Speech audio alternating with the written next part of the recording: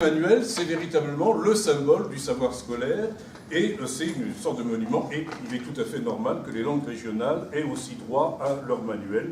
Et ce que révèlent nos échanges, c'est que le corpus de ces manuels est considérable. Il y a beaucoup de choses et disons qu'on n'a pas fini.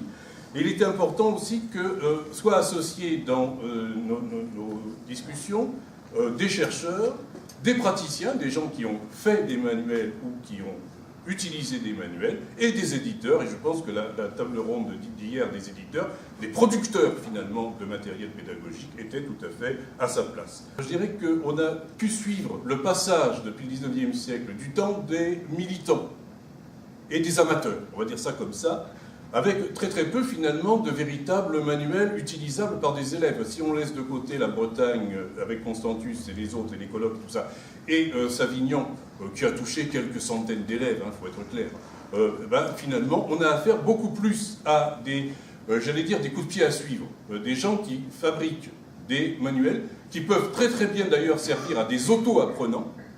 C'est comme ça que j'ai appris à écrire le provençal il y a de cela 50 ans, à peu près. Et donc, plus que pour être directement utilisable dans une classe avec des gamins, puisqu'il n'y avait pas de cours organisés à cette époque.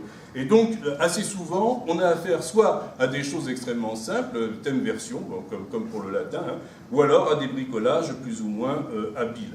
Et c'est essentiellement après 1951, et surtout, je dirais, dans les 20 dernières années, que l'on passe une étape qui est celle de la professionnalisation.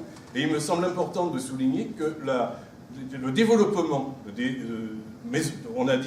maisons d'édition de manuels et de matériel pédagogique dans les années 90, globalement, c'est contemporain de la professionnalisation des enseignants avec la création des CAPES, la création des CRPE et ce genre de choses. Et donc là, on change complètement de dimension. Et donc, il y a une professionnalisation, on remarque quand même une absence, celle des gros éditeurs nationaux de manuels, qui, visiblement, ne s'intéressent pas à ça. On avait eu un jour, avec Magnard, la possibilité, ou l'espoir, c'était en 82, de publier un manuel de littérature doc.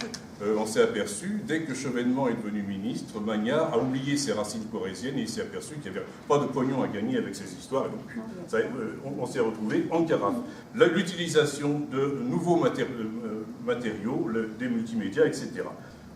On a pratiquement pu avoir ici les représentants de la plupart des langues de France. Il manquait les Alsaciens, mais les Alsaciens avec l'allemand, ça pose un certain nombre de problèmes sur lesquels on glisse. Il m'a semblé tout à fait intéressant qu'il y ait aussi un contrepoint étranger avec l'Italie. Il était aussi important d'avoir un passage par le niveau national français, avec donc aussi bien les manuels du 19e siècle que les manuels de notre siècle, qui permettent justement d'avoir le contrepoint cette fois-ci du discours dominant sur ces questions, et on s'aperçoit que ce n'est pas nécessairement triste. Il y a d'abord la question de savoir quelle est la langue à enseigner. Est-ce que ce sera une langue normée? C'est visiblement la situation basque avec le bateau, même si on fait une petite place au sultan parce qu'il est compliqué.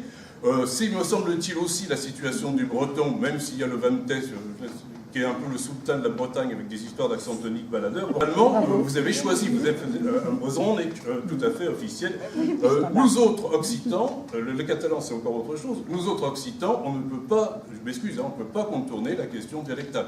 C'est pas parce qu'il existe des machins qui s'appellent des standards.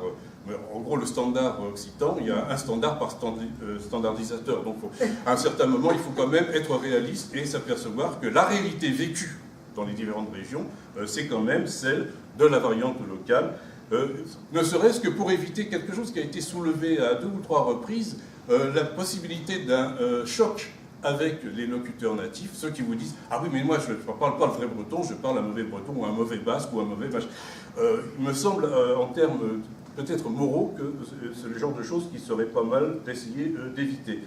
Alors, autre problème, des problèmes, j'allais dire, de main dans le cambouis, le rapport aux programmes nationaux, aux programmes régionaux qui changent. Alors, on se retrouve le bec dans l'eau parce que le manuel est déjà dépassé.